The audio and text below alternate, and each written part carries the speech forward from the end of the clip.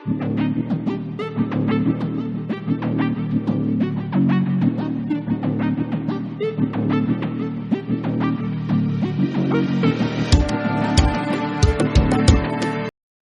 student, today we will discuss the anti-infective agents. In this presentation, we will discuss the following drugs which are mentioned in the syllabus. We have already discussed in the previous video the UTI infection, chemical classification of anti-infective agents. In the part 2, we have discussed the chemistry of quinolones and fluoroquinolones and the SAR of quinolones. These are the following anti-infective agents as per your syllabus. First one is nalidixic acid, Norfloxacin, Enoxacin, Ciprofloxacin, Ofloxacin, Lomefloxacin, Sparfloxacin, Grepafloxacin, Moxifloxacin, Furazolidone, Nitrofurantoin and methenamine. जैसे कि आपके syllabus में drug mention है, इनके में medicinal chemistry पढ़नी है, जिन पे स्टार लगा है उनके में सिंथेसिस भी देखनी है. ठीक है, हम आगे की स्लाइड में हम वन बाय वन ड्रग का स्टडी करेंगे. The first drug is, let's discuss the first drug nalidixic acid. ये इसका स्ट्रक्चर है. इस स्ट्रक्चर में हम देख रहे हैं कि ये नेपथायरिडीन मॉइटी है जो हम पहले भी डिस्कस कर चुके हैं. तो नैलिडिक्सिक एसिड के बारे में हमने पहले भी थोड़ा बहुत पढ़ा है. तो it is a monocarboxylic acid comprising 1,8 naphthyridine 4-on. ठीक है, 1,8 naphthyridine 4-on by carboxylic acid ethyl methyl group at position 3, 1 and 7. तो ये मॉइटी दी गई है, ऑक्सो ग्रुप है, ये इथाइल ग्रुप है, ये इथाइल ग्रुप है, ये मिथाइल है, ऑक्सो कार्बोक्सिलिक ग्रुप. ठीक है, इसके बेसिस पे इसका आईयूपीएसी नेम दिया गया है. एंटी माइक्रोबियल एक्शन है ये, और ग्राम नेगेटिव बैक्टीरिया के ये इनहिबिट करते हैं, अगेंस्ट रहते हैं, बट माइनर एक्टिविटी इनकी ग्राम पॉजिटिव के लिए. तो इसका अगर हम मैकेनिज्म एक्शन देखें, मैकेनिज्म एक्शन हम लोग इसका पहले भी डिस्कस किया है क्विनोलोन्स का. तो ये डीएनए गायरेज एंजाइम और टोपोइसोमेरेज एंजाइम को इनहिबिट करते हैं. ये एंजाइम रिस्पॉन्सिबल होते हैं डीएनए रेप्लिकेशन के लिए. जब डीएनए रेप्लिकेशन नहीं होगा तो बैक्टीरियल की डेथ हो जाएगी. ठीक है, इसका यूज यूटीआई इन्फेक्शन में है जो आपके दिख रहा है सामने.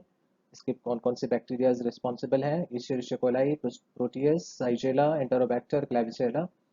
It is a synthetic quinolone and antibacterial agent with urinary tract antiseptic activity. ठीक है, the next. Now the next drug is Norfloxacin, very important drug. जैसे कि आप स्ट्रक्चर में देख रहे हैं, इसका स्ट्रक्चर है. इसका स्ट्रक्चर में हम देखें, ये फ्लोरो क्विनोलोन्स माइटी, 4th पोजीशन पे आपका oxo group, fluoro group and piperazine देख रहे हैं आप जैसे स्ट्रक्चर में. तो norfloxacin is a quinoline monocarboxylic acid with broad spectrum antibacterial activity against gram negative and gram positive bacteria. जैसे कि हमने नैलिडिक्सिक एसिड में देखा कि वो सिर्फ ग्राम नेगेटिव बैक्टीरिया के लिए रिस्पॉन्सिबल है और माइनर एक्शन है ग्राम पॉजिटिव, बट ये ब्रॉड स्पेक्ट्रम एंटीबायोटिक है, ये बोथ ग्राम पॉजिटिव ग्राम नेगेटिव के लिए रिस्पॉन्सिबल है. अगर हम इसके मैकेनिज्म एक्शन की बात करें तो हम देख रहे हैं कि मैकेनिज्म एक्शन ये ब्रॉड स्पेक्ट्रम एंटीबायोटिक है that is active against both gram positive gram negative. It function by inhibiting DNA gyrase and topoisomerase enzyme 4. और ये एंजाइम क्या करते हैं? बैक्टीरियल कॉइलिंग, डीएनए कॉइलिंग में हेल्प करते हैं जिससे रेप्लिकेशन होता है. तो जब डीएनए गायरेज और टोपोआइसोमेरेज इनहिबिटेड हो जाएंगे तो डीएनए का रेप्लिकेशन नहीं हो पाएगा और बैक्टीरिया की डेथ हो जाएगी. ठीक है, तो यूज इसका जैसे कि एंटी इन्फेक्टिव है यूरिनरी ट्रैक्ट इन्फेक्शन में, gynaecological infection, inflammation of prostate gland, gonorrhoea and bladder. तो ये बहुत ब्रॉडली यूज किया जाता है और ये ब्रॉड स्पेक्ट्रम कैटेगरी में आता है. The next, now the next drug is enoxacin. ये इसका स्ट्रक्चर है. एनॉक्सासिन में क्या है? 1,8 नेपथायरिडीन. ये 1,8 नेपथायरिडीन डेरिवेटिव है और पैपराजीन मॉइटी है, फ्लोरो ग्रुप, ऑक्सो कार्बोक्सिलिक ग्रुप और इथाइल मॉइटी.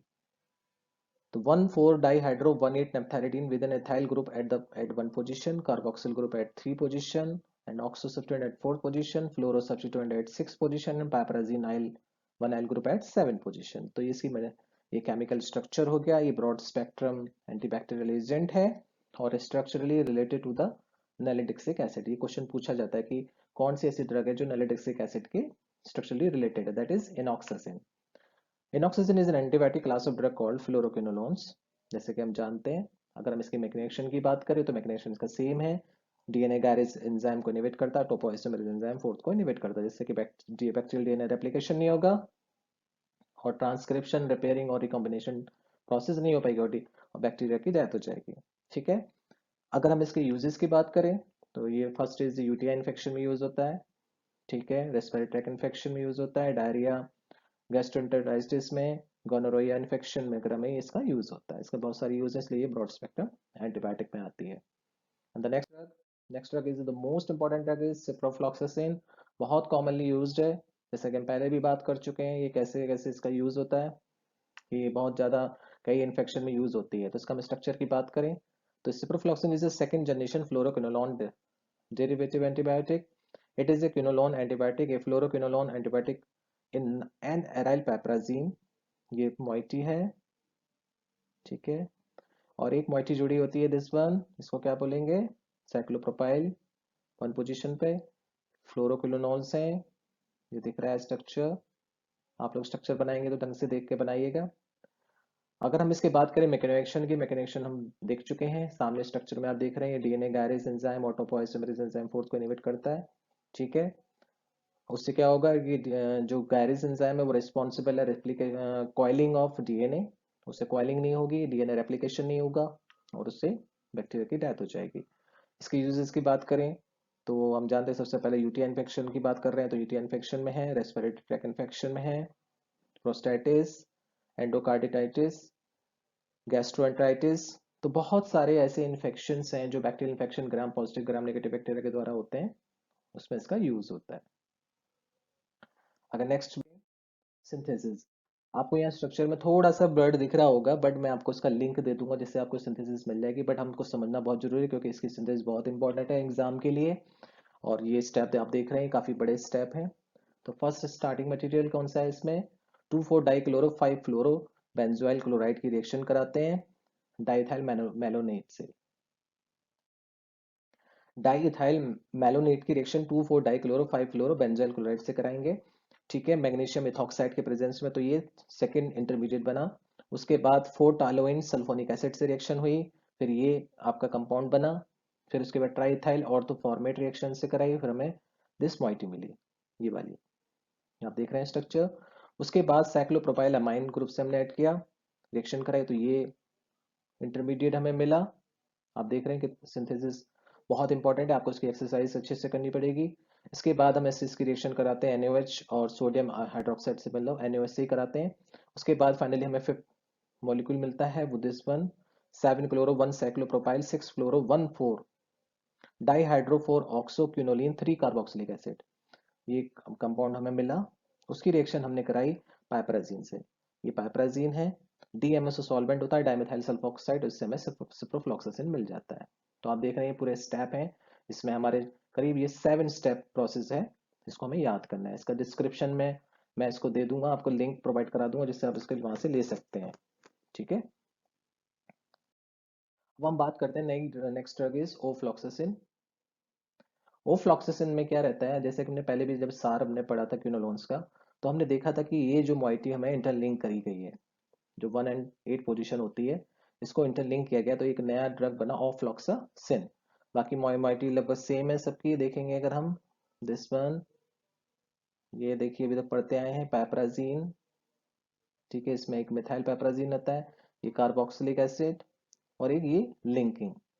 तो इसमें क्या रहता है, ofloxacin is oxazinoquinoline, oxazinoquinolone carrying carboxy fluoro methyl and four methyl piperazino substituent. तो इस मॉइटी को हम जो बोलते हैं ऑक्साजिनोक्विनोलोन, इसमें कार्बोक्सिल ग्रुप हो गया, ये carboxylic acid.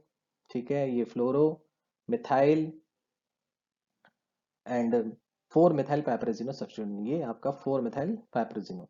Ofloxacin is the fluoroquinolone antibacterial antibiotic. ठीक है। ये ब्रॉड स्पेक्ट्रम एंटीबायोटिक है, जैसे कि हमने सिप्रोफ्लॉक्सासिन में पढ़ा था वही सेम इसके मैकेनिज्म एक्शन है, यूजेस है। ठीक है। वही डीएनए गायरेज को इनहिबिट करेगा, टोपोआइसोमेरेज एंजाइम को इनहिबिट करेगा, ग्राम पॉजिटिव और ग्राम नेगेटिव बैक्टीरिया दोनों में ही इसके अगेंस्ट एक्शन देखे जाते हैं। और इसके बहुत सारे यूजेस हैं, देख रहे हैं आप, जैसे UTI infection, respiratory tract infection, बहुत सारे inflammation, urethritis, cervicitis, pneumonia, non gonococcal urethritis, prostatitis, तो बहुत सारे bacterial gram positive gram negative bacteria के द्वारा जो इन्फेक्शन होते हैं उसमें ये ओफ्लॉक्सासिन यूज की जाती है। ठीक है। The next drug is lomefloxacin. Lomefloxacin का स्ट्रक्चर आपके सामने है। ये आपकी मॉइटी देखा आपने, ये फ्लोरोक्विनोलोन्स कैटेगरी है। इसमें एक एडिशनल फ्लोरो ग्रुप जुड़ गया। यहाँ पर इथाइल मॉइटी है, carboxylic group, piperazine methyl substituent piperazine. ठीक है। It is a quinolone an aryl piperazine, a quinoline monocarboxylic acid या एक क्विनोलोन एंटीबायोटिक, फ्लोरोक्विनोलोन एंटीबायोटिक। तो ये कैटेगराइज किया गया है डिफरेंट नेम से, फ्लोरोक्विनोलोन क्विनोलोन एंटीबायोटिक। तो lomefloxacin hydrochloride is a fluoroquinolone antibiotic used to treat bacterial infection including bronchitis, UTI infection. ठीक है। और बहुत सारे ऐसे इसके इसके एडवर्स इफेक्ट भी हैं, जैसे फोटोटॉक्सिसिटी, सीएनएस टॉक्सिसिटी, इसके साइड इफेक्ट्स आते हैं। तो ये देखा गया साइड इफेक्ट्स हैं इसके। अगर हम इसके मैकेनिज्म की बात करें, वही सेम हम पढ़ते आ रहे हैं कि डीएनए रेप्लिकेशन को ये रोक देते हैं by inhibiting the enzyme DNA gyrase and topoisomerase fourth enzyme. उससे क्या होगा, ट्रांसक्रिप्शन नहीं होगा और आगे फिर डीएनए रेप्लिकेशन रुक जाएगा और बैक्टीरिया की डेथ हो जाएगी। ठीक है। तो इसका लगभग जितने भी क्विनोलोन्स है सबका जनरल मैकेनिज्म हम पहले भी पढ़ चुके हैं। तो यहाँ आपको मैं सिर्फ एक रिमाइंड कर रहा हूँ, आपको जब लिखना होगा तो आप अपनी लैंग्वेज में और अच्छे से प्रेजेंट करेंगे।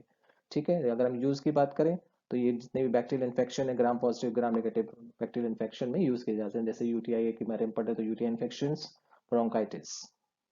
Next drug is sparfloxacin. Sparfloxacin का स्ट्रक्चर आपके सामने है। ठीक है।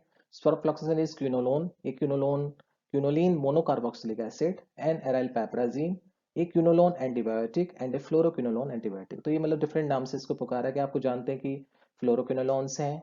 ठीक है। पैपराजीन मॉइटी सब में कॉमन आ रही है अभी तक, देख रहे हैं आप, जैसे कि फ्लोरो ग्रुप है, इसमें साइक्लोप्रोपाइल ग्रुप है, कार्बोक्सिलिक ग्रुप ये कॉमन है सब में।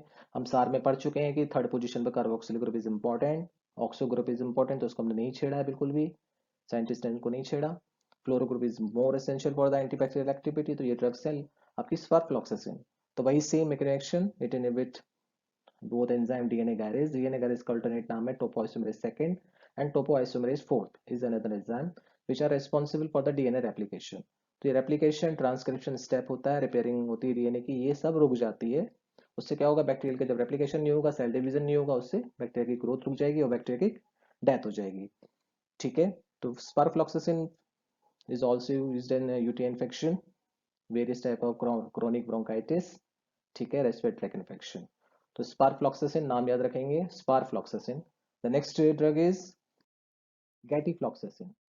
तो गैटिफ्लॉक्सासिन देख रहे हैं अभी हमने, जैसे जितनी भी ड्रग्स पढ़ते आ रहे हैं, फ्लॉक्सासिन मैंने आपको पहले ही बताया कि floxacin is the main word for the fluoroquinolones. तो फिर फ्लोरोक्विनोलोन्स की बात हमने पहले भी करी है।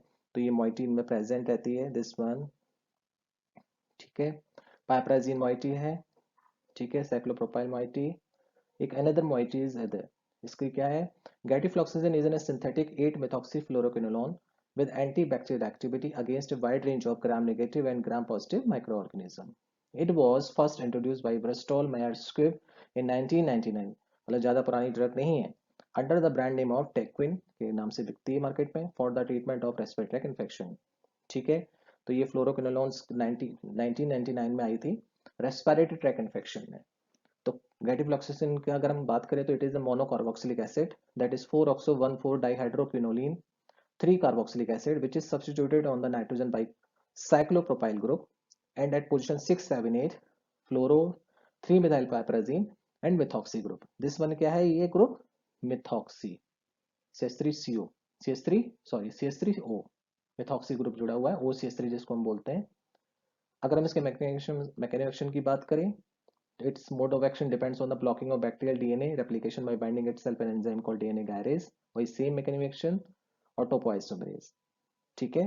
तो हम ये कई बार हम इसको पढ़ चुके हैं, डीएनए गैरेज को इन्वेट करते, तो ये आपको याद हो जाना चाहिए बहुत अच्छे से। इसका अगर हम यूज देखें, UTI infection broad spectrum antibiotic कह रहे हैं, तो gram negative gram positive bacteria के इन्फेक्शन में यूज की जाएगी।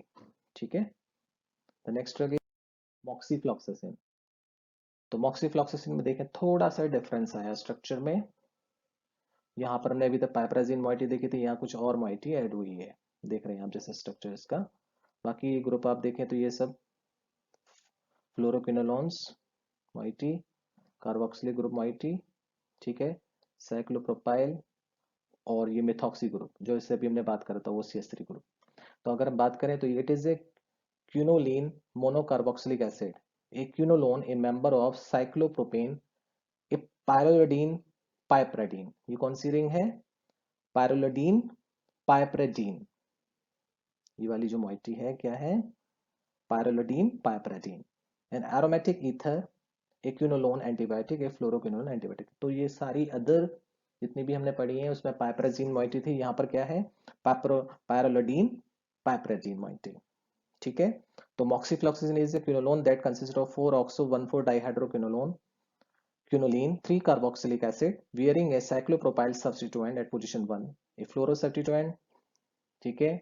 और ये जो मोइटी 7 मोइटी है, 7 पे कौन सी रिंग है? पायरोलिडीन पाइपरेडीन। और 8 पोजीशन पे मिथॉक्सी सब्स्टिट्यूएंट प्रेजेंट है। ठीक है। तो वही सेम इसका मैकेनिज्म है, डीएनए गैरेज को इनहिबिट करेगा, टोपोइसोमरेज 4th को एंजाइम को इनहिबिट करेगा जिससे कि सेल डीएनए रेप्लिकेशन नहीं होगा, फिर जिससे क्या होगा? सेल डेथ हो जाएगी। यूजेस की बात करें, ये ब्रॉड स्पेक्ट्रम एंटीबायोटिक है और बहुत सारे इन्फेक्शन में यूज होती है, जैसे pneumonia, conjunctivitis, endocarditis, tuberculosis, sinusitis, UTI. ठीक है। The next drug is furazolidine. It is an another type of drug, furazolidine. आप देख रहे हैं इसमें एक फ्यूरॉन रिंग है, नाइट्रो ग्रुप है। ठीक है, ये अलग कैटेगरी है। तो furazolidine is a nitrofuran antibacterial agent and monoamine oxidase inhibitor. ठीक है, तो एक अनदर कैटेगरी यूज हुई इसका यूजेस में, मोनोअमाइन इनहिबिटर, ऑक्सीडेज इनहिबिटर। ठीक है, a nitrofuran derivative with anti protozoal antibacterial activity. ये drug furazolidine anti protozoal activity भी शो करती है। Furazolidine bind DNA, bacterial DNA, which leads to the gradual inhibition of monoamine oxidase। ये enzyme present होता है। अगर हम इसकी बात करें मैकेनिज्म एक्शन की, थोड़ा सा डिफरेंस है इसके एंजाइम मतलब मैकेनिज्म एक्शन में अदर ड्रग के कंपैरिजन में। तो नाइट्रोफ्यूरॉन डेरिवेटिव, क्योंकि नाइट्रो ग्रुप है, जितनी भी अगर हम आगे भी जब नेक्स्ट यूनिट में पढ़ेंगे एंटी प्रोटोजोल ड्रग, तो वहां पर नाइट्रोमेडाजोल और मेट्रोमेडाजोल ड्रग आएंगी, टेनाजोल। तो वहां पर नाइट्रो ग्रुप बहुत रेस्पॉन्सिबल होता है। जहां ये नाइट्रो ग्रुप प्रेजेंट होता है हेटेरोसाइक्लिक रिंग के साथ, तो वो एंटी प्रोटोजोल एक्टिविटी भी शो करता है। तो nitrofuran derivative with anti protozoal and antibacterial activity, furazolidone binds bacterial DNA and which leads to the gradual inhibition of monoamine oxidase. Its related free radical products are believed to bind DNA and induce cross-link. Bacterial DNA is particularly susceptible to this drug, leading to high level of mutation, transition and transversion in the bacterial chromosome. तो monoamine oxidase enzyme present है और वहां पर DNA के से bind कर जाता है। NO2 जब एंटर करता है, ये NO2 कंटेनिंग ड्रग फ्यूराजोलिडीन जब एंटर करती है तो ये रिड्यूस हो जाता है नाइट्रोजन। उससे क्या होगा? वहां पर ये रिड्यूस ड्रग बैक्टीरियल डीएनए से बाइंड करेगी और एंजाइम को इनहिबिट करेगी। ठीक है। तो जैसे कि हमने बताया कि फ्यूराजोलिडीन का ये स्ट्रक्चर है आपके सामने है। अगर हम इसकी यूजेस की बात करें तो इसमें एंटी माइक्रोबियल प्रॉपर्टी है, anti bacterial and anti protozoal. तो ये बहुत सारे ऐसे केसेस जैसे डायरिया, एंट्राइटिस, प्रोटोजोन इन्फेक्शन होते हैं तो वहाँ ये यूज किया जाता है। टाइफाइड फीवर में भी यूज करते हैं, कॉलरा में और साल्मोनेला इन्फेक्शन में। ठीक है। The next drug is nitrofurantoin. ये बहुत इंपॉर्टेंट ड्रग है। जैसे कि हम बात करते आ रहे थे नाइट्रो ग्रुप की, NO2 ग्रुप जुड़ा हुआ है फ्यूरॉन रिंग से, जैसा कि यहाँ भी देख रहे हैं हम, ये स्ट्रक्चर देखते हैं तो ये नाइट्रो ग्रुप जुड़ा हुआ है। ठीक है, फ्यूरॉन रिंग है, ये मोइटी जुड़ी हुई है, इसका ये IUPAC नेम लिखा हुआ है। अगर हम बात करें तो it is a synthetic derivative imidazolidine dione. ये जो मोइटी है इमिडाजोलिन डाइओन की मोइटी है। इमिडाजोल रिंग होती है 1 and 3 पोजीशन में हाइड्रोजन होता है और डाइओन मतलब ये दो कीटोन ग्रुप इसके साथ में जुड़ा हुआ है, फ्यूरॉन रिंग और नाइट्रो ग्रुप। तो it is an antibiotic use to treat bladder infection. जैसे कि हम बात करें यूटीआई में ब्लैडर इन्फेक्शन होता है। It is primary use for treating infectious disease of the urinary tract, pyelitis, pyelonephritis, cystitis और यूथराइटिस, जैसे कि हम डिस्कस कर चुके हैं कि कौन कौन से यूटीआई इन्फेक्शन होते हैं। ठीक है। अब इसके अगर मैकेनिज्म की बात करें, जैसे मैंने पहले बताया कि इसमें नाइट्रो ग्रुप प्रेजेंट है, देख रहे हैं आप जैसे स्ट्रक्चर में। It works by damaging bacterial DNA since it reduced form is highly reactive. This is made possible by the rapid reduction of nitrofurantoin. तो जब ये ड्रग इंसर्ट होती है, जब एब्जॉर्ब होती है बैक्टीरियल सेल में, तो ये नाइट्रो ग्रुप रिडक्शन रिड्यूस हो जाता है और ये रिडक्शन बैक्टीरियल सेल में ही होता है। बैक्टीरिया के पास फ्लेवोप्रोटीन्स होते हैं, वहाँ रिडक्टेज एंजाइम होते हैं, दिस वन। उससे क्या होगा? टू मल्टीपल रिएक्टिव इंटरमीडिएट बनेंगे that attack ribosomal protein, DNA, respiration, pyruvate metabolism. मतलब वहाँ जो प्रोसेस हो रही है रेस्पिरेशन की, पायरुवेट सिंथेसिस वगैरह जो बनता है आपका, और राइबोसोमल प्रोटीन्स वहाँ ये इनहिबिटेड हो जाएंगे। उससे क्या होगा, बैक्टीरियल सेल वॉल को आगे प्रोसेस के लिए न्यूट्रिएंट्स नहीं मिलेंगे, एनर्जी नहीं मिलेगी। तो nitrofurantoin exert greater effect on bacterial cells than mammalian cells because bacterial cells activate the drug more rapidly, क्योंकि बैक्टीरियल सेल में फ्लेवोप्रोटीन्स होते हैं in comparison to mammalian cell. ठीक है, तो ये इसका एक आप मैकेनिज्म देख रहे हैं कि बैक्टीरियल नाइट्रोरिडक्टेज एंजाइम की वजह से ये रिड्यूस हो गया। उसके बाद ये डीएनए को डैमेज करेगा, आरएनए डैमेज करेगा, प्रोटीन को डैमेज करेगा, इससे बैक्टीरियाइडल एक्टिविटी है, बैक्टीरिया सेल किल हो जाएगी। ठीक है, तो नाइट्रोफुरेंटाइन का एक्शन क्या होगा, anti infective, anti bacterial action both against gram positive and gram negative bacteria. ठीक है, the next drug is synthesis of nitrofurantoin. आपके सिलेबस में अगर देखें कि अगर इस टॉपिक में एंटी इन्फेक्टिव में एक तो सिप्रोफ्लॉक्सासिन और नाइट्रोफ्यूरेंटाइन की दो की सिंथेसिस दी हुई है। तो इसकी रिएक्शन बहुत इजी है कि हाइड्रोजीन की रिएक्शन कराते हैं क्लोरो एसिटिक एसिड से, जिससे बनता है हाइड्रोजीन, क्लोरो एसिटिक एसिड की रिएक्शन हुई तो बनता है हाइड्रोजिनो एसिटिक एसिड। फिर इसकी रिएक्शन होती है पोटेशियम साइनेट। ठीक है, ये पोटेशियम साइनेट से उससे बनता है 3 अमाइनो सक्सिनामिक एसिड। ठीक है, फिर इसका कंडेंसेशन, फिर ये रिएक्शन होती है एसिटिक एसिड एसिटॉक्सी 5 नाइट्रोफ्यूरांटोइल मिथाइल एस्टर से। ये मोइटी आप देख रहे हैं, उस समय फाइनली हमें मिलता है नाइट्रोफ्यूरेंटाइन। ठीक है, बहुत सिंपल सी इसकी सिंथेसिस है, आप याद कर लीजिएगा, बहुत इंपॉर्टेंट है, सिप्रोफ्लॉक्सासिन और नाइट्रोफ्यूरेंटाइन। अगर हम बात करें मिथेनामाइन, बहुत सिंपल सी ड्रग है, जैसे स्ट्रक्चर आ रहा है मिथेनामाइन CH3NH2 पढ़ा हुआ है हमने। ठीक है, methanamine is an antibiotic eliminates bacterial that cause UTI infection. It usually used to a long-term basis to treat chronic infection and to prevent recurrence of infection. Methanamine is used in adults and children at least 6-year-olds. Methylamine इसका another name है methanamine का। ठीक है, ये colorless gas और liquid form में भी होता है। It usually given after other antibiotics have been given to treat the initial infection. तो बहुत initial मतलब इन्फेक्शन में इसका यूज किया जाता है। ठीक है, इसको मिथाइलामाइन इसका रिएक्शन, ये इसका स्ट्रक्चर है। ठीक है, तो ये आपकी सारी एंटी इन्फेक्टिव ड्रग जो एज पर सिलेबस है यहाँ खत्म होती हैं। ठीक है, आप इसको रिवीजन में लीजिए, पढ़िए अच्छे से। इससे पहले भी हम 2 वीडियोस हमने डाल चुके हैं। ठीक है, तो आपका ये यूटीआई इन्फेक्शन खत्म हुआ। Thank you.